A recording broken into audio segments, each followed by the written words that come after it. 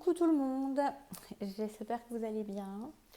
Je viens par ici vous faire un petit tirage pour les relations sacrées, pour voir ce qui se passe actuellement au cœur des relations sacrées. Je ne sais pas, ça m'est venu comme thème tout à l'heure en allant marcher. Donc en général c'est plutôt assez juste. Donc on va voir, évidemment, ça ne pourra pas parler à toutes les relations sacrées puisque tout le monde n'en est pas au même point, et c'est sûr. Prenez seulement ce qui résonne en vous, ce qui vous semble juste, pardon, ce qui semble vous éclairer. Je suis désolée d'avance pour les raclements de gorge parce que c'est vrai que ça a du mal à passer cette histoire en entier. Donc voilà, il ne faudrait pas que ça devienne un tic, mais là c'est pas un tic, hein, ça vient toujours gratter le fond de la gorge, chatouiller tout ça. Je sais pas si c'est pas des allergies au passage. Mais voilà, donc je vais utiliser le Dixit, l'oracle de la magie de la Terre, l'oracle de la Triade, peut-être des tarots, mais je crois pas. J'ai envie de lâcher un peu, là aujourd'hui, me lâcher. Je suis moins inspirée par les tarots aujourd'hui. Et puis, bah, moi, pour ceux qui veulent éventuellement avoir un accompagnement avec moi, je rappelle, pour ceux qui ne le savent pas encore ou qui viendraient découvrir la chaîne, déjà bienvenue. Et j'accompagne les personnes sur leur chemin de lumière par de la guidance et puis par des hypnoses parce que voilà, je suis particulièrement convaincue de cet outil que je trouve très puissant et que j'aime, comme je l'ai déjà expliqué, mais je vais répéter dans d'autres vidéos. Mais tout le monde ne voit pas toutes les vidéos, voilà, pour moi, ce qui est surtout intéressant, c'est le travail personnel que les relations interpersonnelles viennent nous mettre en évidence. Voilà. Donc on va y aller maintenant. Relations sacrées. Donc je mettrai le site avec voilà, vous pouvez trouver toutes les informations sous la vidéo. Donc on va commencer avec le Dixit parce que j'aime assez bien le Dixit. Il me permet d'ouvrir à tellement de champs d'informations. Voilà. Hop là. Ah, j'en ai deux. Ah, j'en ai deux qui se sont retournés. Oh, c'est marrant. Déjà, la couleur est marrante. On parle du plexus solaire et du chakra sacré. On nous parle des Monster Munch aussi. Non, je rigole. Donc là, on a une libération. On a quelqu'un qui est en train de libérer tous ces faux semblants et en fait tous ces conditionnements. Moi, ce que je ressens là, ce qu'on me dit là, c'est que grâce à l'amour, il y a quelqu'un qui y a mis en évidence, qui comprend. Alors, je parle des relations sacrées. Prenez ce qui vous parle, que vous soyez dans l'un ou l'autre.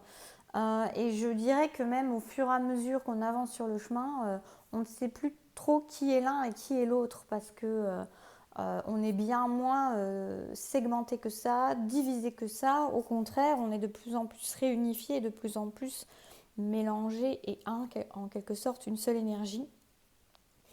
Et parce que chacun vient un peu compenser son yin, son yang.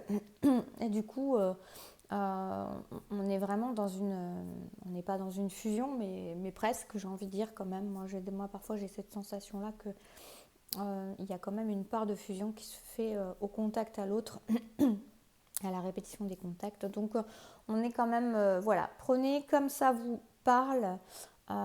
Et moi, je trouve ça intéressant aussi, justement, d'arrêter de toujours segmenter l'autre d'un côté, vous d'un côté, et bien dans des cases, bien dans des cheminements différents. Pardon, je suis vraiment désolée, mais ça s'arrange pas trop. Et ça s'arrange, mais pas ça, quoi. Et au final, c'est encore être dans la dualité, c'est encore être... vous voyez, quelque part, c'est des schémas mentaux, des contraintes psychologiques, en fait, qui amènent à rester dans la dualité, dans la division, dans chacun d'un côté, alors que c'est pas du tout le cas et que je pense que sur ce chemin de couple sacré, on est de plus en plus amené à être dans le 1, Donc voilà, donc prenez ce qui vous parle, c'était la partie du jour, peut-être pas la seule, on verra. Mais en tout cas, il y a vraiment cette idée...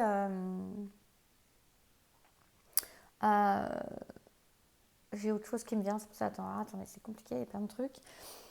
Il y a vraiment cette idée de comprendre, pour moi là ça parle des deux, des masques qu'on peut avoir portés, parce qu'on voit toujours les masques chez l'autre souvent, mais on a du mal à voir que nous aussi on en porte, nous, voilà, celui qui travaille le plus sur lui, on va dire, en tout cas qui se pose le plus de questions, qui a le plus de conscience sur les choses qui se passent, c'est pas forcément finalement toujours celui qui a le plus de conscience, enfin, il y a une conscience, mais il y a encore une conscience égotique quelque part qui est là. Alors que l'autre, des fois, a beaucoup plus de conscience sans en avoir conscience. C'est ça qui est assez marrant. Et, ouais, c'est assez touchant même parfois, je trouve. Bref, on est vraiment donc sur des personnes qui prennent conscience que leur conditionnement, leurs schémas mentaux, leur façon de toujours réfléchir, de contrôler les choses, leur fait porter des masques, les a fait s'adapter et que en fait cet amour-là est en train de libérer des choses, de montrer, de faire des prises de conscience, d'apporter des éclairages. Je regardais que ça tourne, mais j'avais un doute. Et voilà. Et on a quelque chose, c'est drôle, mais là j'ai une notion énormément aussi de précieux. J'ai l'impression que c'est les couleurs qui me donnent cette impression-là, mais que c'est comme si chacun était très précieux à l'autre en fait. Et il y a une prise de conscience aussi à ce niveau-là, qu'en fait c'était comme si on était... le mot qui me vient, c'est indispensable l'un à l'autre. Il y a vraiment une idée de quelque chose qui se libère au niveau du laisser aller de ses sentiments, du laisser aller, de se rendre à l'évidence quelque part. Il y a des prises de conscience par rapport à ça, par rapport au fait du précieux de la relation et du précieux de l'autre et de la valeur que chacun a pour l'autre. Et que cette histoire, elle a vraiment quelque chose, ce lien, cette histoire a vraiment quelque chose de très, très précieux. On va aller voir ce qu'on nous dit de plus par rapport aux relations sacrées actuellement. Donc on a vraiment des belles prises de conscience sur des faux semblants. Pour moi, là, s'il y avait un mot, s'il y avait deux mots, c'était trésor qui me vient, d'une part, et prise de conscience.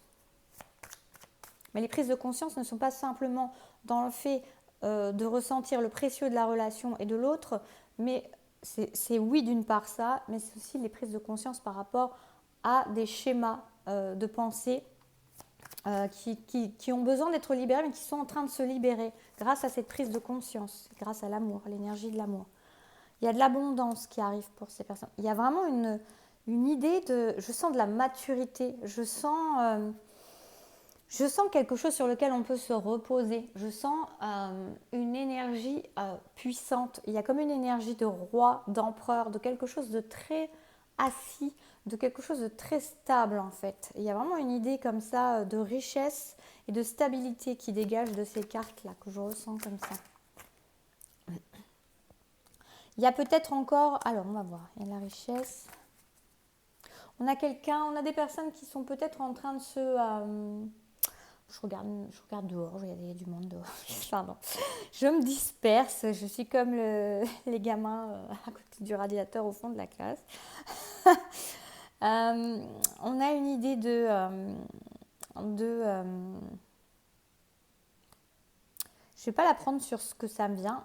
Pour moi, j'ai encore une idée de se rendre à l'évidence. C'est vraiment le mot qui me vient en voyant la carte là. Ça n'a rien à voir avec la carte, mais c'est ce que je ressens. C'est l'énergie que je ressens. On a une abondance qui peut se mettre en place parce qu'il y a des prises de conscience et on se rend à l'évidence. On se rend à l'évidence de cet amour, de ce lien, de son précieux et des schémas de pensée qu'on a eus qui nous limitaient, qui nous faisaient porter des masques dans notre existence. Qu'est-ce qu'on peut nous dire d'autre de plus ? Là, ce que j'entends, c'est le mot doute, mais non, là c'est écrit le mot doute, mais moi ce que j'entends c'est il n'y a plus de doute. il n'y a plus de doute. Il n'y a plus de doute par rapport à l'autre, par rapport à ce qu'on ressent. Il n'y a plus que des éclaircissements.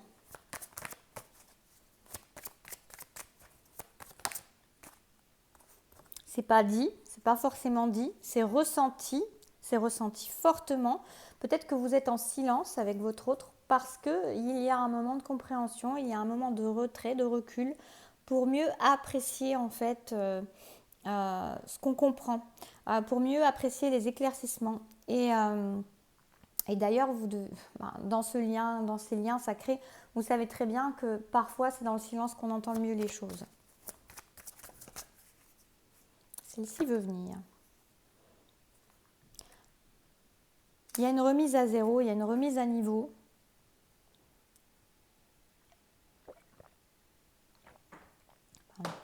Il y a l'idée de focaliser sur ça et sur rien d'autre. La seule chose véritablement importante, elle est là. C'est comme si tout le reste n'existait plus. C'est comme si tout le reste... Vous voyez, c'est un peu comme dans cette relation quand vous êtes avec l'autre, où tout le reste autour n'existe plus. On est dans la même chose. Il y a vraiment quelque chose qui se focalise là-dessus, sur ces prises de conscience-là. Il y a un éclair de génie, j'entends. Depuis tout à l'heure, j'entends ça, il y a un éclair de génie. Il y a une naissance parce que c'est nécessaire. C'est nécessaire de renaître. Vous voyez ce que je vous disais? Tout le reste est remis à niveau. Il y a une remise à niveau qui est en train de se faire. Peut-être que ça ne se sait pas, peut-être que ça ne se voit pas. Peut-être que ce n'est pas dit encore du tout. Puisqu'on a le silence encore. Mais là, il y a quelque chose qui est vraiment en train de se mettre en place. Vous voyez, ça me fait penser à une plante qui ferait pousser, c'est toujours le cas. Elles font d'abord pousser leurs racines. Enfin, je pense qu'il n'y a pas d'exception. Enfin, peut-être qu'il y en a. Si, parce que je crois qu'il y a des plantes qui n'ont pas de racines. Encore un aparté. En tout cas, la plupart du temps, les plantes, elles font d'abord pousser leurs racines avant de s'élever, de s'ouvrir, d'éclore. Et là, on est dans la même chose. Il y a ces prises de conscience-là, ce précieux-là. Il y a vraiment une grande richesse là qui est en train de... Moi, je vois de l'humus. Là, je vois une terre qui se prépare et qui est vraiment d'une fertilité, une terre grasse, alors grasse, bonne, quoi, aérée, bien noire, comme ça, qui va permettre d'accueillir le meilleur. C'est l'image que j'ai là. Donc, on a vraiment ça. Il y avait une nécessité de comprendre. Pour moi, c'est un peu guidé tout ça parce qu'il y a une nécessité de comprendre et de naître, de renaître. Qu'est-ce qu'on peut nous dire de plus avec la magie de la Terre? Ça marche en synergie, ça marche l'un et l'autre. Il peut y avoir une idée avec la nature, mais là, moi, ce que je ressens surtout, c'est que vous êtes en harmonie, en synergie. Qu'il y ait silence, qu'il y ait silence ou qu'il y ait contact ou semi-contact, vous avancez en même temps et vous avez des compréhensions qui sont similaires ou en tout cas qui vont dans le même sens. Il y a la paix qui est prête à s'installer, l'amour. On vous dit aussi d'être, si vous avez des inquiétudes, mais je ne suis pas sûre que vous en ayez. Pas vraiment. Je pense qu'il y a une certaine paix en vous, mais en tout cas, on vous dit d'être tranquille parce que les choses elles sont en train de se faire et que vous êtes complètement en synergie et complètement guidé par cet amour qui est en train de vous amener à la même chose. On a encore ces couleurs. Il y a vraiment quelque chose il y a quelque chose qui s'ancre. Il y a quelque chose qui est en train de vraiment de s'enraciner dans la matière. Cette relation sacrée est en train de s'enraciner dans la matière. Je pense que ça sera le titre de la vidéo parce que c'est vraiment ce que je ressens. Cette relation sacrée est en train de s'enraciner dans la matière. C'est très très beau. C'est poussé par l'amour. C'est l'amour qui guide, c'est l'amour qui fait les prises de conscience, c'est l'amour qui permet la force. Mais j'ai même pas tellement la sensation qu'il y a besoin d'une force. Mais c'est la force d'amour qui permet ces prises de conscience, ces éclaircissements.